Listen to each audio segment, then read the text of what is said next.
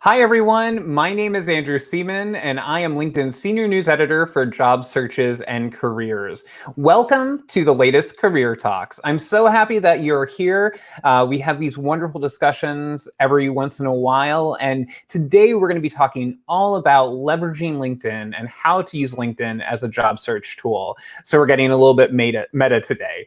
But before we begin, I want to ask you, as I always do, to introduce yourself in the comments. I already see a lot of people doing it. I see Wallner, Andrew B, Andrew G, I'm Andrew S, of course, Brandy, Beatrice, Thomas, Blanca from Sweden, Gloria from North Carolina, Donna from Boston. I think I saw Carolyn from Ontario, Canada too.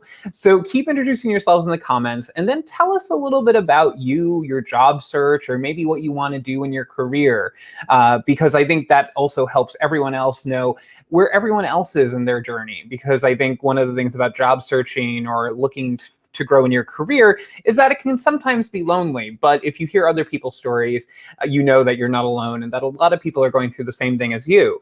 And then what I want you to do is I want you to network with each other. So maybe you see someone who wants to go into the same field as you or the same industry, or maybe they are living in a region of the world or a country that you want to move to. So connect with each other. Networking is the foundation of a successful job search, and what better time to start than right now. So make sure you're making those connections, you're introducing yourself, you're telling us a little bit about yourself. And then obviously we want your questions. So if you have questions, put them in the chat and we'll be taking them a little bit later. And we have a wonderful guest to answer those questions. She is the president of Great Resumes Fast, a resume writer, obviously, and also a 2020 LinkedIn top voice in job search and careers. So I want to welcome to the screen Jessica Hernandez. Welcome, Jessica. Thank you, Andrew. I'm excited to be here. Yes, and we have so many people joining us from all over the world. We have Bill from Chicago, Rosa from Colorado, Roberto from Colombia, Amin from Mexico City. So we have so many people joining us, and they're introducing themselves in the comments, and I hope they continue. But, let's get started with the discussion. And I think, what better place to start than the beginning? So when people are thinking about LinkedIn and leveraging it as a job search tool and as a career tool, where should they start? Because obviously LinkedIn is a big place. I should know, I work here. Yeah, absolutely. And I think you really introduced it well when you started the show. So much of your job search is about networking and about connecting. And so I really recommend when you're here, when you come to LinkedIn, that you begin by building your network. You have to have some type of connection with someone on LinkedIn to be able to see their profile and to see their connections and to expand your network. So when I connect with someone, when you connect with someone, all of their first degree connections then become second degree connections. And that's going to become really important as you start to use LinkedIn in research, in job searching, and looking at target companies, in finding employees of companies that you want to work for, insiders in the industry that you're targeting. You have to be able to have those connections in place in order to be able to do that research later on down the line and to continue expanding and building your network. So the first place I would start, if you haven't already, is by importing your email contacts, by trying to connect with classmates, colleagues, family, friends. You have to have some type of baseline of connections to be able to do a lot of the strategies and things that we're going to be talking about that are important to your job search. Yes, and I think, like you said, sort of paying it forward when it comes to a job search. So the healthier and more robust your professional network is, the healthier and more robust your connections networks are, and vice versa. So it's sort of, paying it forward and hoping to receive it in return. And, with that in mind, how can a person, knowing that it is so important to network and that it is the foundation of a successful job search, how can a person cultivate a healthy and robust professional network on LinkedIn? Oh, great question. So this is like one of my favorite things to talk about because if you want to have that healthy and robust network, you have to engage with them. You have to be active. And so a lot of people will come to LinkedIn and they'll put up kind of a shell of a profile and then they just scroll. So they come, they look at the feed, they scroll through the feed, they see what everyone's posting, but they don't engage. And so it's hard to build that healthy, robust network if you're not actively engaging with your connections. And by engage, I want to be really specific. I'm talking about liking their status updates, commenting on their status updates, sharing their posts. And one of the things that's so important about that is it starts a conversation. And conversations are how you build the relationship, they're how you build the connection. And those connections and relationships, they take time and they require that engagement and that consistent engagement. So it's not just, okay, I logged in once and I commented on a couple of posts. It's consistently showing up, consistently supporting people in your network. And it's a great opportunity to connect with industry leaders, content creators on LinkedIn that are sharing industry news, industry relevant information. That's how you can grow and get more connected in your industry. So I really encourage people, don't just get on LinkedIn and observe and sit back and scroll, but be part of the conversation, engage with people, engage with your connections. And one of the other facets of LinkedIn, you can tell I'm like super passionate because I'm just like, and do this and do this. But one of the other great things about LinkedIn is that you don't always have to have a connection with someone to engage with their content. So there's industry and thought leaders that you can follow. And so you go, you find the industry leaders, the thought leaders, you follow them. And then when they're posting their status updates, you get to add your insights, your opinion, you get to be part of the conversation. And it helps to grow your network, even without having to have a direct connection with that person. That connection can come after you followed them and engaged with their content. I think that's such great advice. And, and especially like you said, don't just sit and observe. I'm obviously biased because I work at LinkedIn, but one of the things that I do like about LinkedIn is the fact that it is sort of a holistic job search tool. So it's not just, a Rolodex of contacts. It's not just a place where you post things. There's all these different components that come together. And, I like I said, what you mentioned about not just observing. Job searching is sort of a contact sport, so you need to reach out and you need to have that relationship back and forth to be successful. And even if you're just watching this, like I said, network with each other. It's a great time to grow your network, and we have people from all over the world. Anissa from Indonesia, Melissa from Houston, Texas, and then I think I saw Dan from Seattle, Rich from the Pacific Northwest, so in Seattle's neighborhood, and Dana from Maryland. So there's a lot of people from around the world, from all walks of life watching right now, and you have a commonality, which is that you sat in on the session. So that's something to sort of build a relationship off of. Yeah, absolutely. It opens the door. Yeah, Opens the door to definitely. those conversations. Yeah. Definitely. And, and I think the next question for all this would be, because obviously one of the things about LinkedIn is that recruiters are on here too, and hiring managers, because a lot of people are here. So how can job seekers get noticed by recruiters and hiring managers on LinkedIn? Yeah, great question. So one of the things I don't think a lot of people realize is that the last I heard, there was over 1.9 million talent professionals that were on LinkedIn searching for candidates. So it's a lot easier than people think for your next job to find you. But in order for the recruiters to be able to find you, your profile has to be discoverable. And for it to be discoverable, your profile has to have skills and keywords. I think we have a slide that we can pull up that covers some of the things that will help you to be more discoverable to recruiters. So one of the first things that's really important and probably the most underutilized or overlooked tool is skills. And we're going to talk about this a little bit later in more detail, but skills are really important because they affect whether a recruiter will find you when they're searching for you, and also whether other people in your industry can find you when they're searching on LinkedIn, and also they affect your fit for a role. So let's say there's a job that's posted on LinkedIn and it requires Excel as a skill. If you don't have that skill listed in your profile, when you apply to that position, it's going to pop up and say, oh, you're missing one of, the top 10 skills for this role. And it'll actually show the recruiters that which skills you possess for the role and which skills you do not possess for the role. So it's a way that recruiters determine fit, and it's really, really important. And it also affects the type of jobs that LinkedIn recommends to you. So it's looking throughout your profile for those skills. And like I said, we're going to talk a little bit more about that later on in the show. But then keywords also very, very important. And skills and keywords are used interchangeably sometimes, but they're both those buzzwords, those hard skills that recruiters are looking for, and having them in your about section, having them in your headline, having them in your job title on LinkedIn helps recruiters to be able to locate you when they're doing candidate searches on LinkedIn. And then this is probably one of the most fascinating pieces of information, but there's a thing called recruiter spotlights, and you guys are getting an insider information here.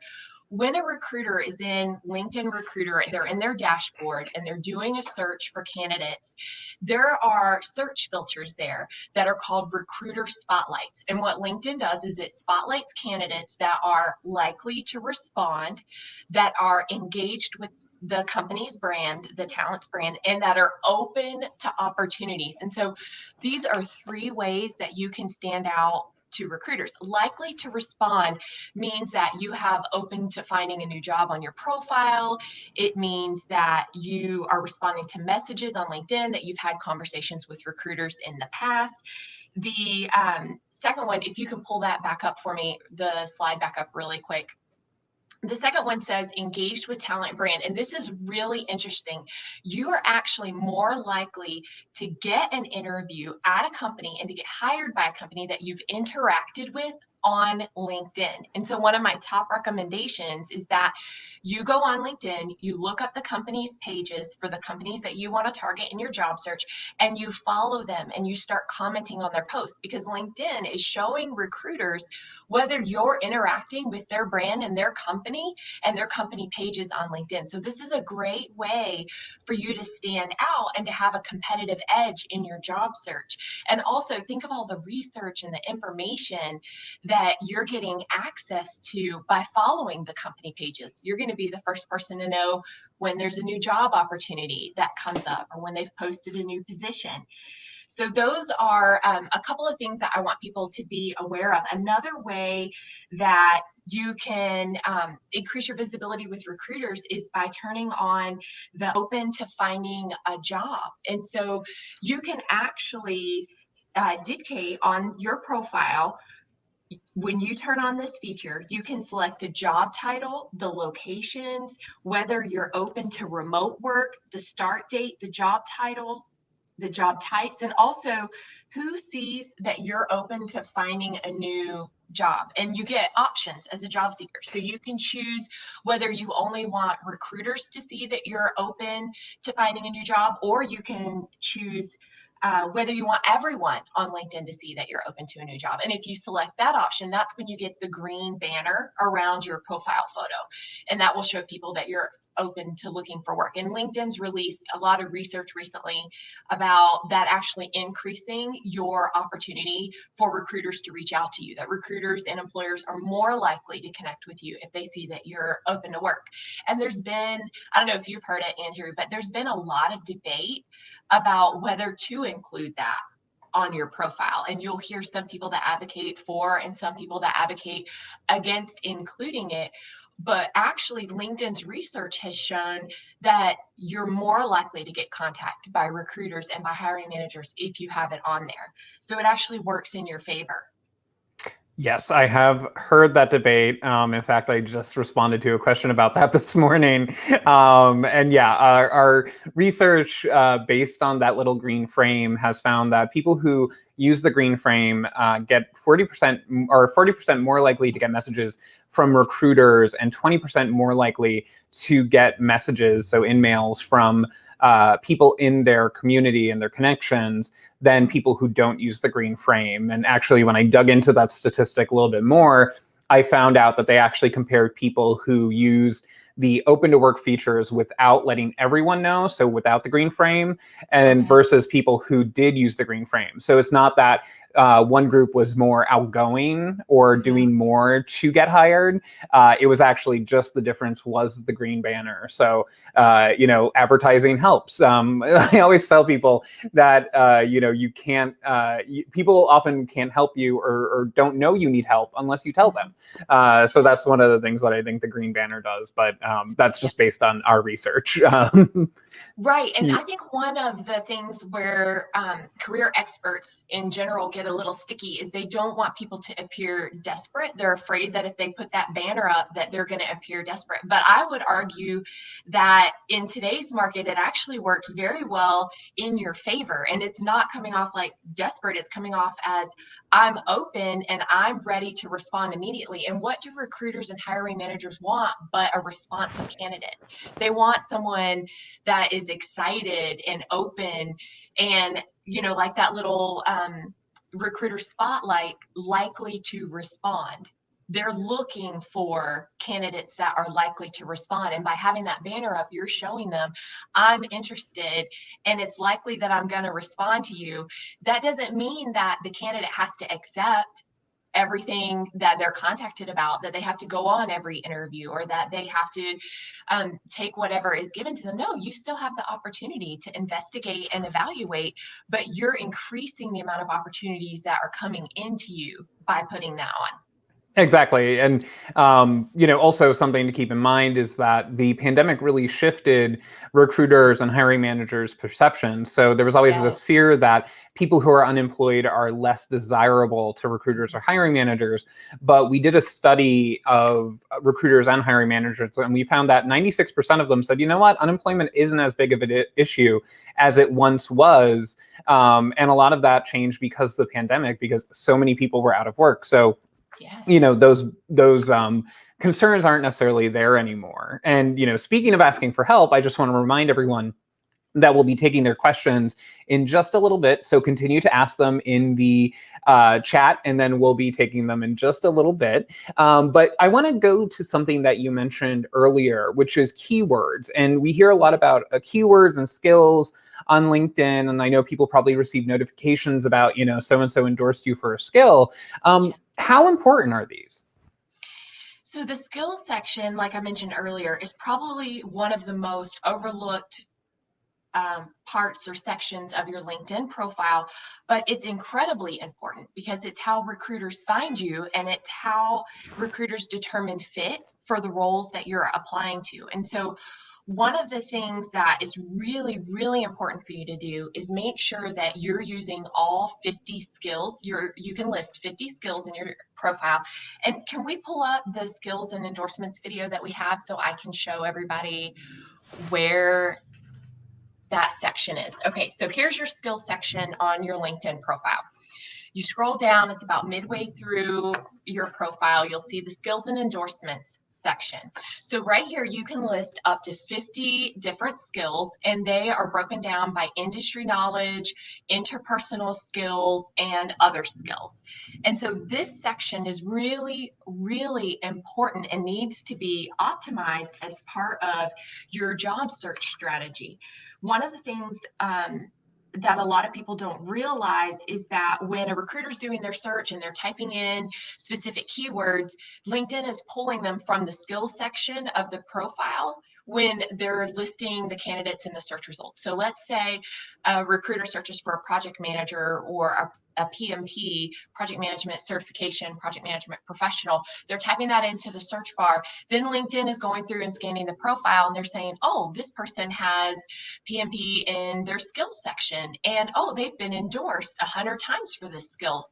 Then you're getting pulled up high in the search results, and recruiters are being able to find you more easily. You're more discoverable because you have that skill listed.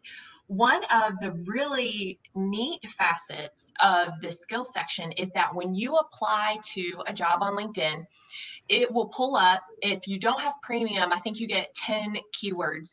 When you apply, it'll tell you, okay, you have these 10 skills for this job, or however many you have that are already listed in your profile. So to break that down, let's say I wanted to apply for a human resources business partner position with Amazon or with Microsoft. When I apply to that job, or when I'm looking at applying to that job, it's going to say, okay, you have, based on your profile, you have 5 out of the 10 skills that are needed for this job. So I know on my profile, I have 5 relevant skills. Well, when you're looking at the job descriptions, you're going to be able to see the other skills that you're missing that are really important to the role. So let's say you're searching through all these jobs on LinkedIn for an HR business partner, and you start seeing these skills that are popping up in multiple roles at several different companies. You have those skills, but they're not on your profile. That is an alert to you. Hey, I need to go back and I need to add these other 5 skills because I have this experience. I have these skills, but I'm not showing that on my profile. And that's determining my fit. When a recruiter or an employer is evaluating my profile, they're not seeing that I actually have these skills. And so LinkedIn's not telling them when I apply, like, hey, this candidate is a fit because they have 10 out of 10 skills. So the skills section is really, really important. And then it's the same with keywords. You want to have those keywords all throughout your profile. It's important to have them in your headline. It's important to have them in the position title, in the position description, in the about section of your LinkedIn profile. And LinkedIn has a really neat tool that I don't know if a lot of people know about, but on your profile page, let's say you're on your LinkedIn homepage, you can actually go to the more button and say build a resume from your profile. Now, I don't really recommend that you use your profile to make your actual resume that you're going to use to apply for all of these different jobs, because if you're like me and you have a full profile, it might be 15 pages long, and that would be way too long for a resume. But when you click build your resume from your profile, it asks you to select a position title that you're going to use to build your resume for. And this is like so neat. I really don't think anybody knows about this, but you click the position title. So let's say I choose HR business partner because that's, the position that I'm targeting. It's going to show me the keywords that my profile already has that are related to that role, and then it's going to recommend to me 10 keywords that I don't have in my profile, but that are required for that role. So already I'm seeing, okay, LinkedIn's assessed these positions across the board in other people's profiles and company job descriptions and said these 10 keywords are really important to someone trying to get this role. You're going to have insider keyword information. It's like insider intelligence. And if you have LinkedIn Premium, it actually gives you another 15 keywords. So you'll actually have the top 25 keywords that you need for that role. And you can actually back out and do it with other positions, many, many different positions.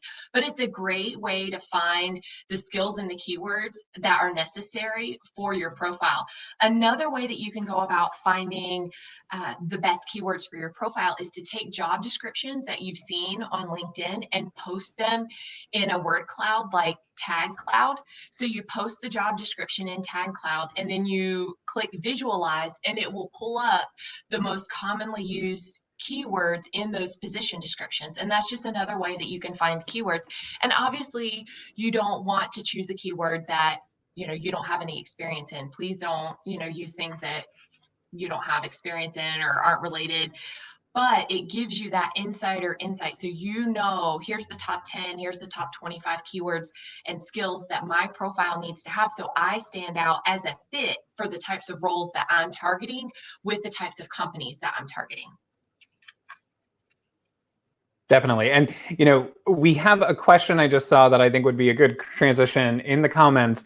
And it's from Andrew Goggs, who said, basically, he wanted to know about the job experience section, because obviously a big part of a person's experience and skills comes from their work experience. So what is the importance and how do you navigate the experience section of a job seeker's LinkedIn profile?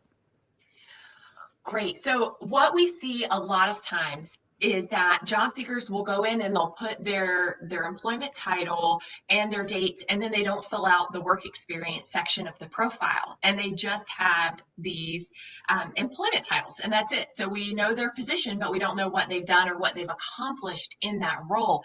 Having a blank work experience section is really bad. It's like a missed opportunity to convey really important information to employers. And so most of the employers, the recruiters, the hiring managers that I talk to on a daily basis, they're going to your LinkedIn profile to find out more about you. They may have seen your resume. Okay, they've seen the responsibilities, the accomplishments that you have on your resume, but they're going to LinkedIn because they want to know more. They want to get to know you. They want to understand if you're a fit for their organization. And if you don't have that information within your profile, it's hard for that recruiter or that employer to determine if you're a fit and if they want to interview you. So you really want to make sure that in your work experience section that you have maybe like 3 or 4 lines of introduction, background about that role. Maybe you were brought into that role because they had a need. The position was created specifically for you to solve a pain point that they had. You can discuss that and then get into 3 to 5 bullets that really elaborate on your accomplishments that you've had while you're in that role, and use those keywords and those skills that we were just talking about a few minutes ago, and make sure that you integrate those into your work experience section. It's also how others in your industry decide whether to connect with you or not. So whether you have that work experience section filled out or not is determining whether you're going to have a healthy and robust network, and whether you're going to keep growing and expanding your network and strengthening your network. So it's a lot more important than people realize. And if you're using that build a resume tool that we were just talking about to help you determine keywords and whether you're a fit for roles, if you don't have that work experience section filled out when you're using that tool, there's not going to be anything there. And also, when you apply to jobs on LinkedIn, it's pulling that information from your profile to tell the recruiter whether you're a fit or not. So if you don't have that work experience section filled out, it's not going to be able to tell the recruiter, hey, so and so is a fit for this project manager role or for this medical device sales role, because you don't have the work experience section filled out. It's part of think of it as part of your long-term career management strategy. So you're building your network before you need it, and having that work experience section completed and filled out is another way that opportunities can find you and recruiters can find you. Like passive, you're passively job searching, or instead of actively job searching. It just helps. Yeah, and we're basically talking here about how recruiters and hiring managers can research you, but as a job seeker, people should be researching employers and opportunities. So, they should be looking at, companies, interviewers if they get an interview. So, it's always good to see, maybe a person has hobbies or maybe they like a certain podcast, and that's something that you could see on LinkedIn. And why is that important? And also, what should and why is that important? But where should job seekers be looking to? Yeah, so LinkedIn is an amazing research tool. And a lot of people don't think of it as a research tool. They just think of it as, okay, I'm going here and I'm building my network, or I'm applying to jobs. But the research part of it is so important for your job search. It's one of the ways that you get to be proactive and that you get to take control. So it's not just, okay, I'm reacting by applying to jobs that I see posted. No, I'm being proactive and I'm taking control of my job search, because I'm going out and I'm researching companies, and I'm researching people, and I'm researching my salary, and I'm researching interviewers. So one of the ways that you can use LinkedIn for research is to research interviewers, those who are going to interview you. As soon as you find out who it is, you can go look for common ground. You can look for shared experiences. You can review their profile to find out what they value. And if you do the research ahead of time and you prepare, then you have a competitive edge.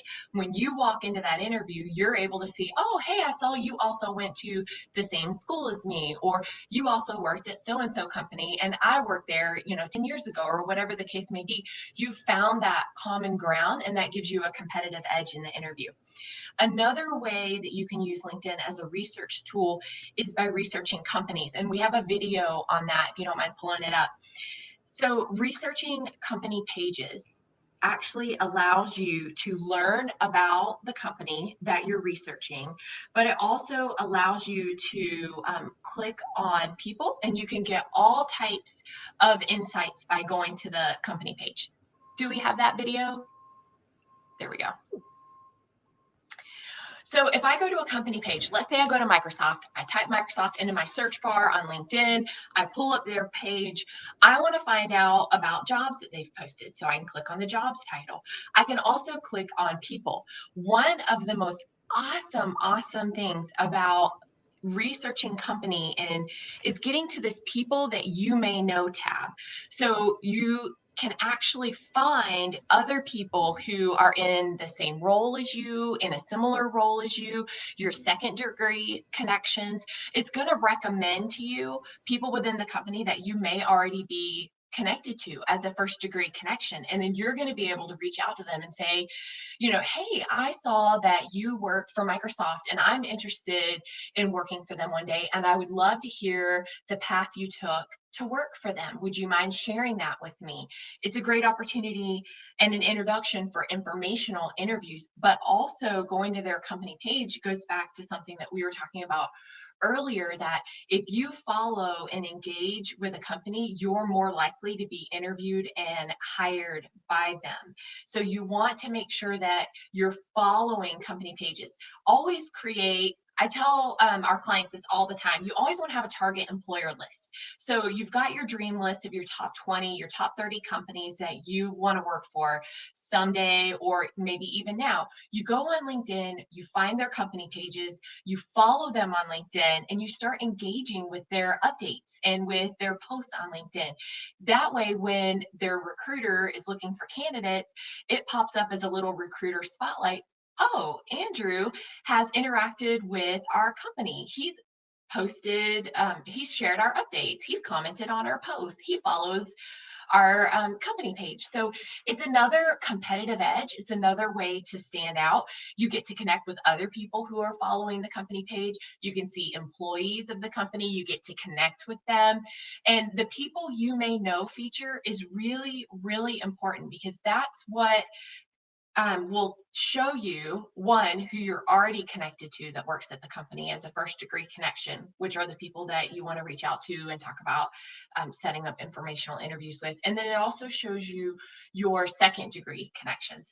And then that leads me to the next video, which is kind of connected, where LinkedIn has an alumni tool. And this is a really neat tool. I don't know that a lot of people know about this, but you're actually able to look up a college. You are on their page, you go to the alumni tab, and then you can filter the alumni by where they live. So you can look for people close to you by where they work. Not just like where they're located, but the industry that they work in.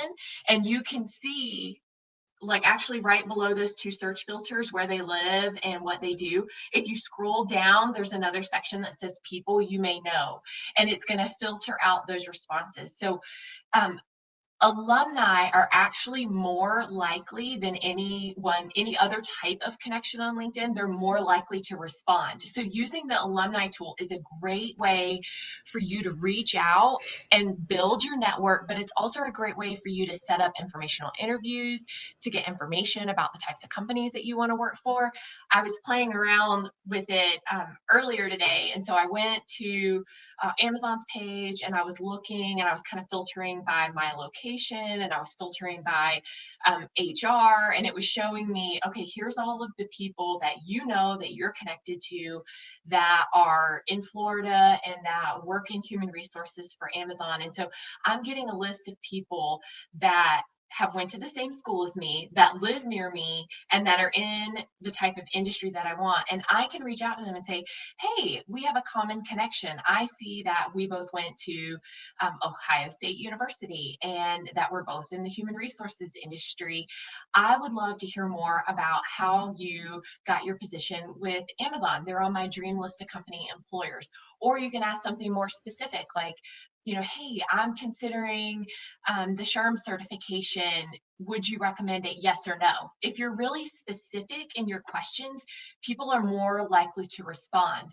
And one of the complaints that I hear from job seekers a lot of the time is that they're reaching out to people, they're sending messages, they're asking questions, trying to get informational interviews, but they're not getting any responses. They're getting silence. No one's responding to their message.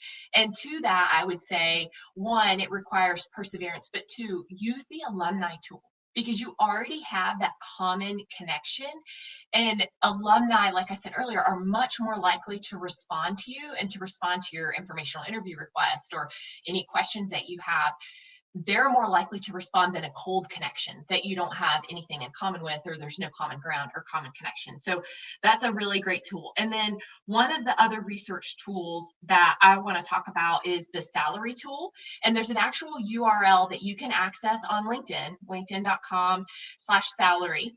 If you are a premium member of LinkedIn, you have access to this without having to enter any information. If you're not a premium member, you can get access to these salary insights by entering confidential salary data. So you would have to enter your position and your salary, but it would not be linked to your profile. No one would know that you gave that information.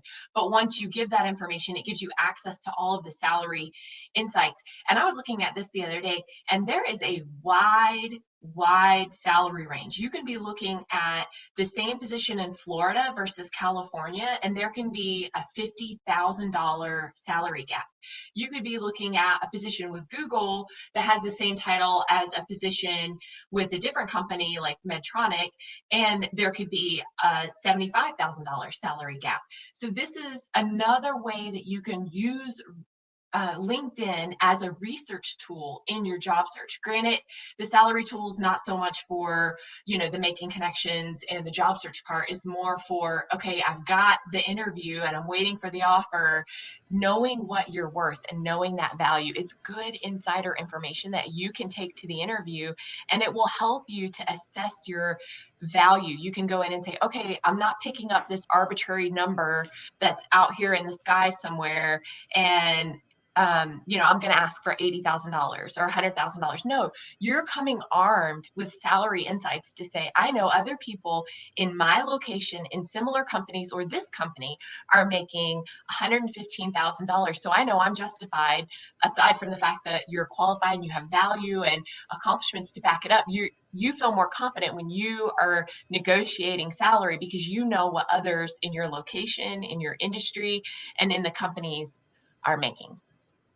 Yeah, I think that's really great advice. And it's not just when you're job seeking, but also, if you're going in for a raise or a promotion where you're currently working, it's such a great tool. And just it's important to know your market value, but it's such a great tool to be able to go in and, like you said, say, hey, listen, I know that this is sort of the going rate for someone with my skills. And you can make the case in promotion or a time for a raise to say, I really expect to get a little bit more than what I'm making now because this seems to be the going rate for my experience. So I think those are really great tips and really a crash course, because I know even for me, I use the alumni tool actually quite a bit to find people who I went to school with or who I have a mutual sort of underlying connection with. So I think that's also just such a great tool. And we're going to be getting to questions in just a bit, so get those in. But one thing I wanted to ask too was, LinkedIn, like we talked about, is a big place. And what do you think is one of the more underutilized parts of LinkedIn for job seekers? Oh my gosh. I think all of the things that we've talked about today are all underutilized, and I get so excited about them. But I know personally that a lot of job seekers that we work with aren't utilizing the skills and endorsements section to their full and complete ability. And I think a lot of that has to do with the fact that they're not real sure about the function or the value of skills, and they don't really realize or understand the important role that they play in your job search. So if I could really, get on my soapbox and proclaim, hey, this is the tool that you need to be using if you want recruiters to find you and positions to find you, and you want to maximize your opportunity to get interviews from the jobs that you're applying to on LinkedIn, this is your tool. So this is one of the things that you need to be doing. And then the second one is the research, what we just talked about, researching the companies and researching the people and researching the salary. The research piece of it is so important to being proactive and having more control over your job search. And when you're job searching, sometimes it can feel so reactionary and so not negative, but like you don't have a lot of control over whether you're getting calls from the resumes that you've submitted, and you don't have a lot of control over whether you hear back from an employer or whether they're ghosting you. But doing this research and proactively reaching out to people is an aspect and a facet of your job search that you can control. So I would really encourage job seekers to go out and to actively use LinkedIn as a research tool. That is really great advice. Like you said, there's not really one single thing, but it's Yeah. a work of many. And if there is someone who says, listen, I'm going to start, working on my profile, I'm going to start trying to build a presence for myself, but, maybe they're pressed for time or they have, obligations and they're just sort of in a rush and they don't know where to begin. What would you say is the minimal time investment activities where they should start? What are the quick and simple things that they should tackle right away, do you think? Yeah, so this is one of my favorite topics. I know I say they all are my favorite topic because it's LinkedIn and I love LinkedIn. But whenever I share these tips and advice on LinkedIn, I get so much positive feedback. If you only have 5 minutes, everybody has 5 minutes. You have 5 minutes. This is what you can do. You can log into LinkedIn and you can like 3 posts from people in your network. You can check a recruiter's or a company's status updates and you can share it or you can comment on it. You can send a thank you message to a connection. Hey, I saw you accepted my connection request. Thank you so much. I'm really looking forward to being a part of your network. You can comment on a company's post, a hiring manager's post, or you can comment on a group post. These are all ways that you engage with someone. Another 5-minute activity is sending a connection request to someone on LinkedIn with a short little personal note. Hey, I saw that you also went to Ohio State University. I am really trying to increase my connections with alumni. I would love to connect with you. Send them a quick note. These are things that take 5 minutes, but when you do them every day, that consistency, which is key, adds up to great gains in your job search. If you've got 10 minutes, you can message a network contact. You can say something like what I was mentioning earlier. Hey, I'm considering a certification, either A or B. Based on your role, which would you recommend would be most beneficial to me? Ask a specific question because they're very easy for people to shoot back a response. I get asked a lot from new resume writers in the industry. Hey, I'm considering a certification. I followed you for some time. Which one do you recommend and why? And those questions are so easy for me to respond to because I can say, oh, yeah, I really recommend this one because it's so comprehensive and the feedback that you get is amazing. And it's just another way to connect. It's another way to start conversation. And it doesn't take that long. It only takes 5 or 10 minutes. Another thing you can do that's like a 10-minute activity is post a status update. If you're a job seeker, one of the best things that you can do is post industry related tips and strategies and information. Because let's say I'm a recruiter or I'm someone else in the industry and I go on LinkedIn and I type in the search bar biotechnology. So let's say I'm I work in the biotechnology industry and I want to engage with content in that industry. So you have shared a recent news article about some kind of breakthrough in biotech. And when I go on LinkedIn and I type in biotechnology, your status update is going to pop up in the content section and I'm going to be able to engage with that. And it works both ways. So if you're looking for content to engage with or people to engage with on LinkedIn, go in the search bar, type in your industry, and then look at all of the content and the pages and the people that show up and start engaging and commenting on that. That's how you're going to build and expand and grow your network. And that's how you're going to increase your visibility with recruiters and your visibility with others in your industry. And it works really well if you want to transition industries.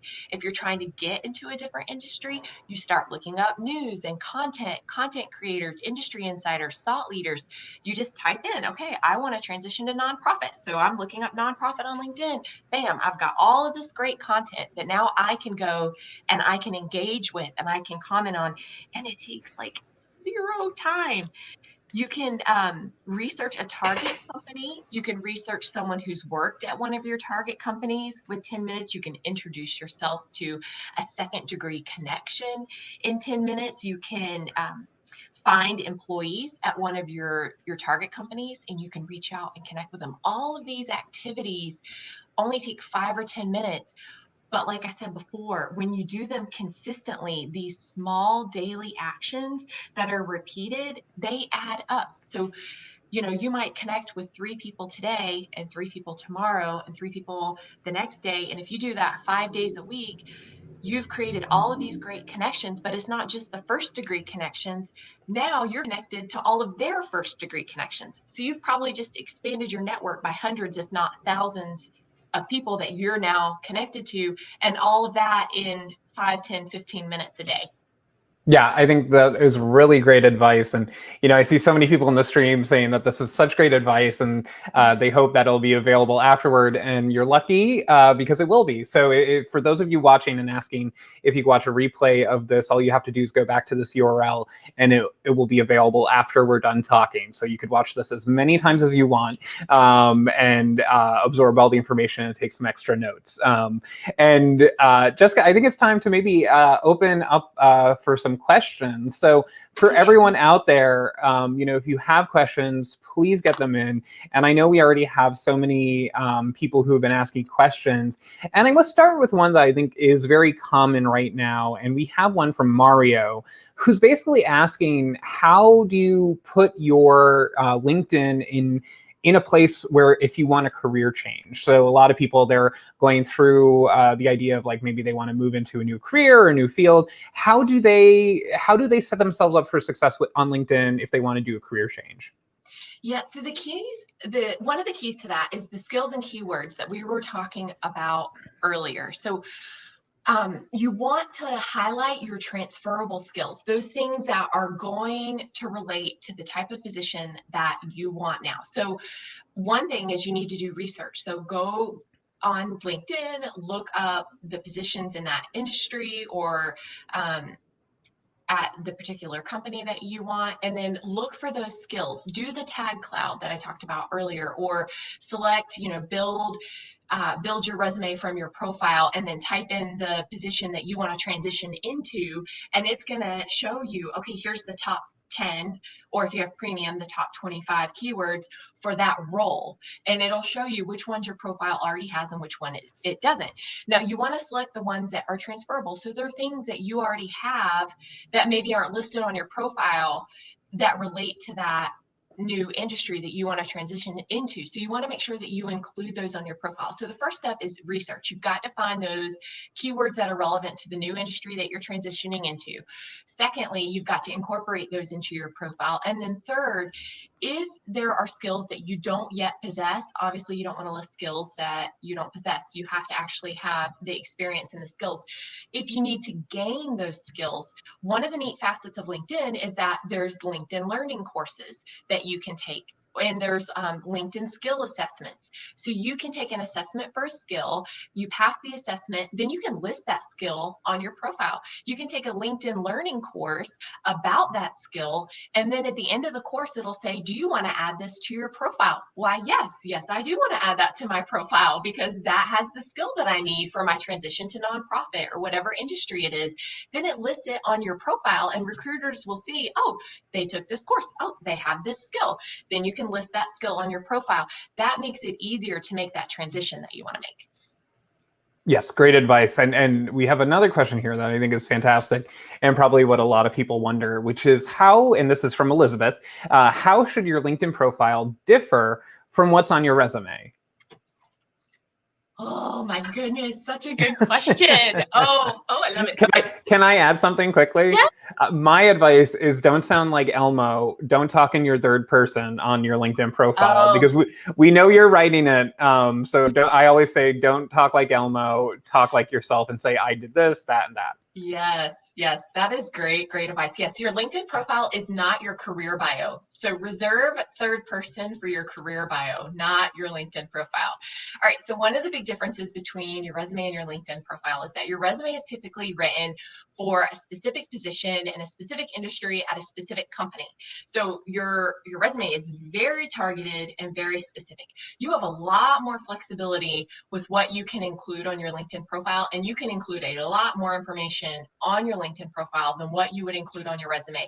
Like I mentioned earlier, I downloaded my profile as a resume and it ended up being like 15 pages long. And so I'm sure that's not the case for everybody, but you can include so much more about yourself and give employers a bigger picture, a full picture of who you are and what you value and your culture fit and your accomplishments and your background on your LinkedIn profile. So we always recommend, write first person and tell a story. So when we write profiles for our clients, we do it from a narrative perspective. So we're telling the story of their career and we're engaging the people that visit the profile. We're engaging the recruiters. We're pulling them into the story while we're communicating information about here's how I can add value. Here's the accomplishments. Here's what I can do and contribute for your company that I haven't for other people. And so we don't even copy and paste the bullets from the resume into the LinkedIn profile. We even write that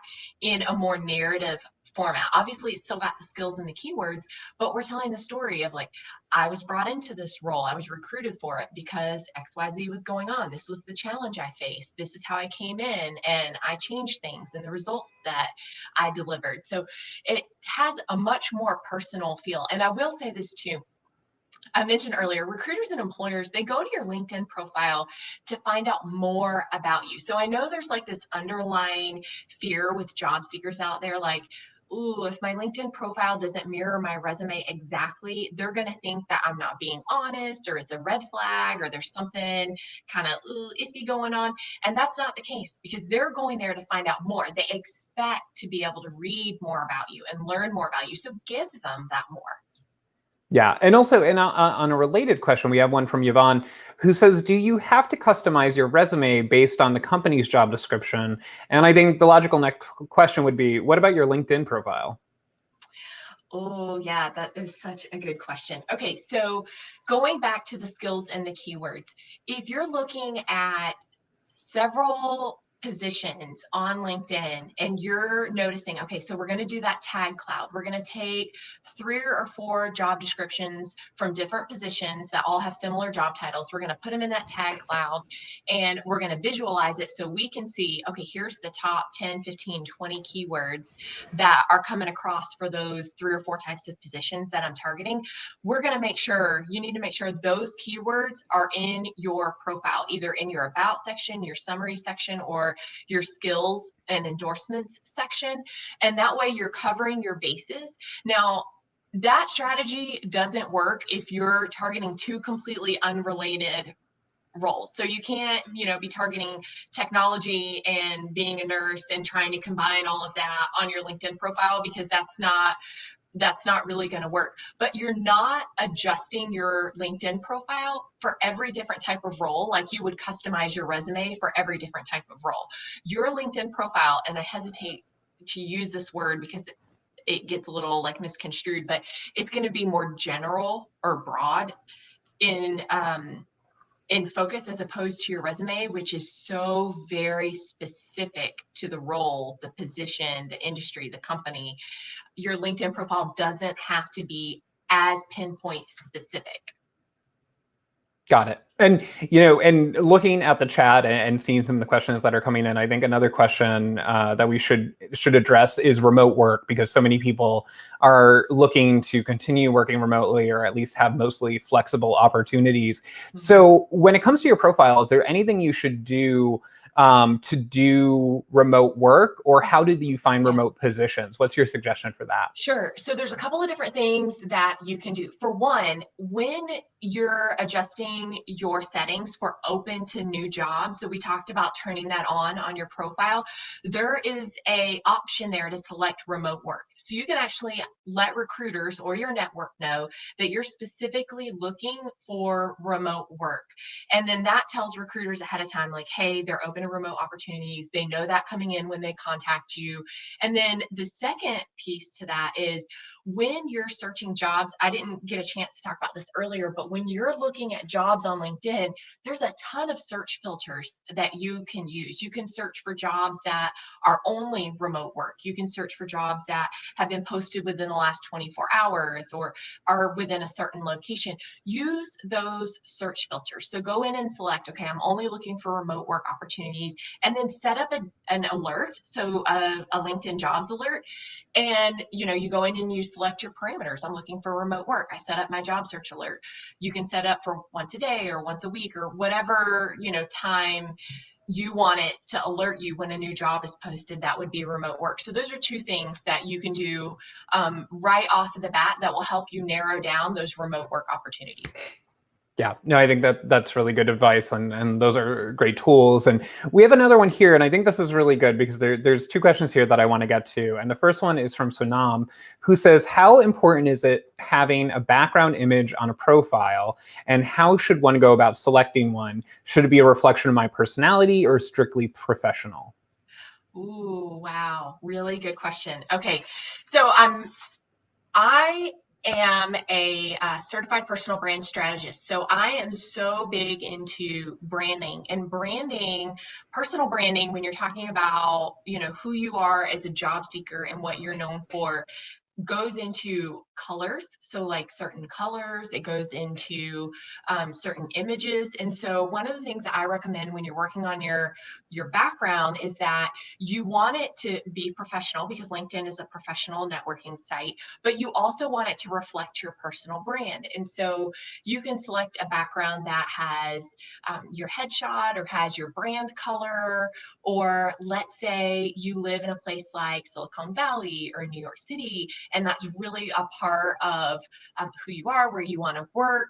Those are things that you want to consider. You definitely don't want to bring in like the personal, overly personal side of it for your background photo. Like, you don't want your family portrait or your pets or anything like that. You want to keep it professional and on brand for you.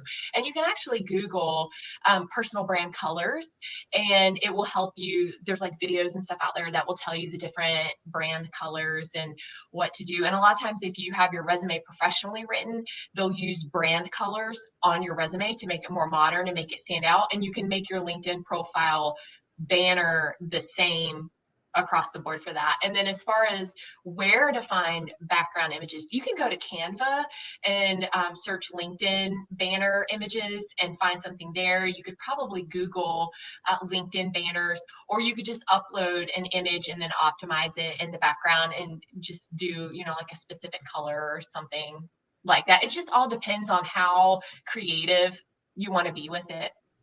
Yeah, no, I think that's really good advice. And one question that came in too, and I think this is related, is from Harshita, who basically asks, how do you craft a headline? Because a headline isn't something that you normally see on a resume. You might see a professional summary, but on LinkedIn we say, here's a headline, and things like that. So, what's your advice for a headline?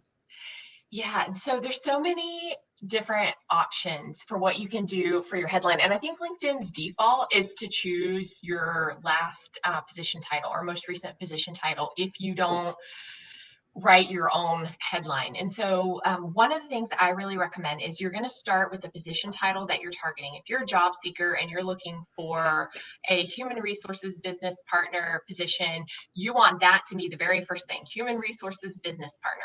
Then you can add a pipe or a slash or a dash or a space, and you can go on to use specific keywords. So there's a couple of different routes you can take. One, you could use specific keywords, industry related keywords that you've already done your research on LinkedIn. Now that you know how to do it, you know what your keywords are, you put them in your headline. Or you can put your one line personal branding statement. So let's say you have a branding statement from your resume that really talks about the value that you add. It's going to have your keywords in it anyway. You can use that and add that to your profile. I've seen a lot of different headlines over the years, like some people that try to be really fun and say like, oh, I'm a ninja of whatever, or a purple squirrel or a magic unicorn. For search result purposes, I don't recommend that. Like that's not going to help you in the search results. But I've seen other things like people will write like tea addict or coffee addict. Like if you want to add a little quip like that at the end to show personality or encourage connection, that's okay. Some career experts might disagree with me, but it's a point of connection. It's like that little bit of quirky that goes with the professional, like 80% professional, 20%, you've got the little bit of quirks in there. So that's fine, but really just trying to incorporate those keywords and the position title into your headline is what's most important when it comes to searches. Yeah, and to be fair, recruiters are looking for unicorns, but they usually don't use that term when they are When actually there's searching. So I think that's a good point. And yeah. and early on in the discussion, we were talking about skills and keywords, and we have a question here from Yelena, who asked, how important is it to have endorsements for your skills? So great. Endorsements are like third party validation. They're like vouching for you that you have those skills or you have those qualifications. So when a recruiter's looking at your profile, oh, you've been endorsed by 99 plus people in project management or in social media or whatever the case may be, it's kind of like a check mark in your favor. It's a way to say, this person has the skill and it's been verified by all of these other people who say, yes, I have had experience with this person and that skill. It doesn't affect your search result placement, to my knowledge, in any of the research that I've done. I've never heard about it affecting whether you rank higher in search results when recruiters are looking for candidates. But it is a way, just kind of like how a LinkedIn recommendation is a way that someone else, it's like that proof, that validation, that substantiation that you have the experience, that your brand is on point, you have the skills. It's another way to validate that. Yeah, no, that's a good point. And something else I want to get to that we have a lot of questions here about is career gaps. So we have one from Laura who says, this is great info. How do you recommend handling employment gaps of 1+ years to take care of children? And there's obviously a lot of people who maybe have employment gaps of a year now because of the pandemic, or maybe they took care of a loved one who is aging or sick. So what is your recommendation for that? Yeah, so I just know that my fellow career colleagues are going to be shaking their head at me because this is such a controversial topic in the industry about what to do with those gaps. And, we were talking about earlier, the research shows that employers and hiring managers are so much more accepting and open to the fact that there's gaps. Like, you don't have to worry so much anymore that this gap is going to negatively affect your career, or being able to get reemployed, because the market has changed and things have changed and it's just such a different environment than what it used to be. So not too long ago, there was like this article that talked about listing motherhood on a resume, and LinkedIn recently made it so that you can actually list stay-at-home parent as a job on your LinkedIn profile. And I say go for it. I think you're telling them what you've been doing in the gap. Everybody understands. I mean, it's a worldwide pandemic. We get it. Like, things aren't how they used to be. They're not, hiring managers and recruiters aren't looking at you and wagging their finger and saying, oh, tisk tisk, you've got this year gap and, shame on you, your career is ruined. Like, no, not at all. A lot of recruiters were displaced during the pandemic. They know, they get it, and they're very accepting and understanding of that. So I say be upfront, put it on your LinkedIn profile, you know, add if you did something. If you didn't do anything, there's no shame in that. Like, it's hard to take care of your kids and help them with homeschooling and be dealing with the pandemic and a job search and everything else. But if you had the opportunity to volunteer or to learn new skills or something, and you want to add that to your profile, by all means, put that in there as what you were doing during that time. But I think everyone pretty much understands if there's a gap on your resume in 2020, they know what was going on for the most part, or they have their, Yeah. expectations of like, oh yeah, okay, I get it. I know what was going on. Yeah, and I think, I agree with you. I talk to a lot of recruiters, and the ones I talk to basically say, hey, listen, we understand gaps happen. Recruiters are human beings, and they have obligations and families too. And basically, they just want to see, what happened during that year. So you could just say, I took a leave. And like you said, there are now these new descriptions people can add. And that's why I think sometimes people say, well, to avoid ageism, they just don't put any dates on their resume. And recruiters, they've always told me that's a red flag for them. Yeah. They don't mind, seeing like a shortened history or whatever, but they want to see where you were, where you went. And even if there was a gap in there, they just want to see that sort of timeline so they could see sort of your career Yeah. progression and know that you grew. And is that sort of your experience too? Yeah, exactly. As recruiters, I know when I was a recruiter, I was trained. One of the first things you look at on a resume is their employment dates, because you're looking, one, is their progression in the career, but two, what does their longevity look like, and how long were they at a place before they moved around?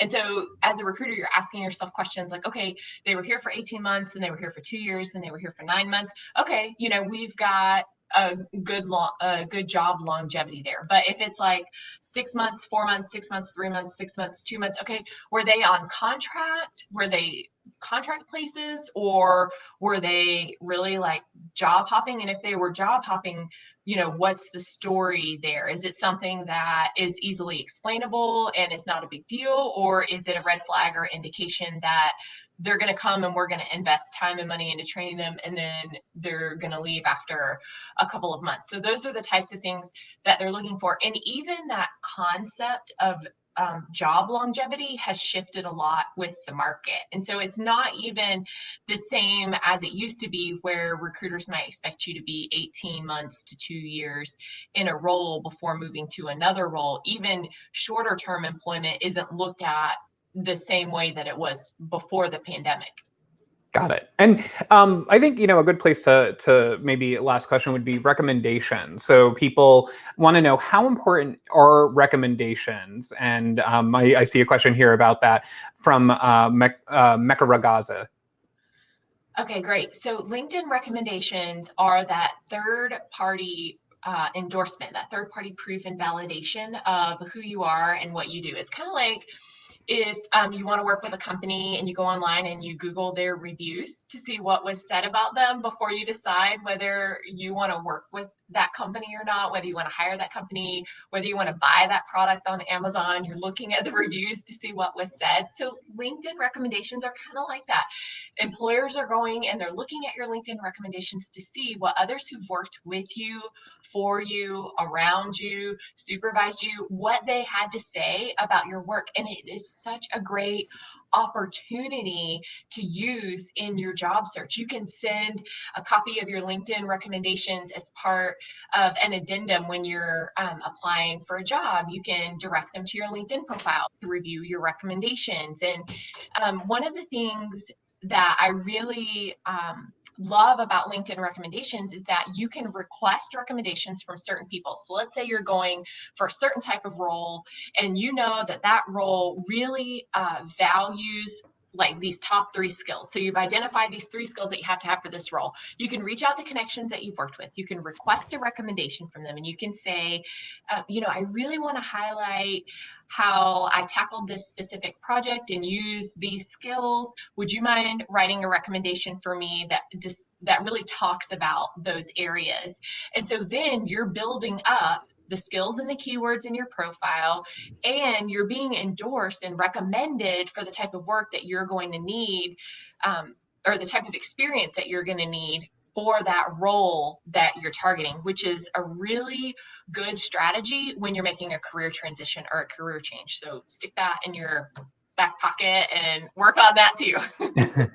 And speaking of recommendations, we want to know what you thought of our conversation today, all of you watching. So we hope you enjoyed the conversation, but we always want to make them better and bigger for next time.